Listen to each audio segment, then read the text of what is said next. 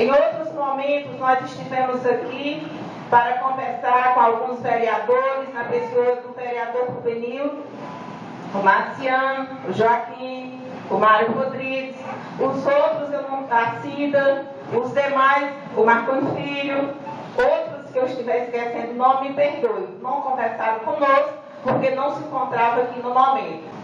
Esse apelo não é da professora Elia, eu estou representando uma categoria. É um pedido de todos os professores da rede municipal de ensino, aqui do município de Iguatu. A nossa luta hoje, posterior que a gente já discutiu com o gestor, que a gente apresentou uma pauta de reivindicações que é bem extensa e algumas coisas estão encaminhadas, é exatamente para tratar da questão do processo de efetivação dos nossos colegas, que são efetivos apenas 100 horas. Alguns ampliados, mas tem temporariamente.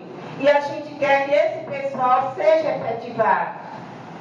E para isso, é preciso que passe por esta casa, para que os senhores vereadores possam também aprovar. O projeto já está aqui, o projeto de lei, e nessa conversa com os vereadores, a gente pediu que revogasse o inciso 1 do artigo 3º desse projeto, para que não seja necessário acontecer a aula, uma aula expositiva.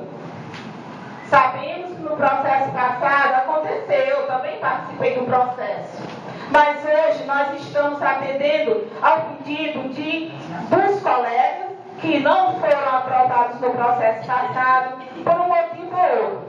Alguns até porque foram impedidos de participar.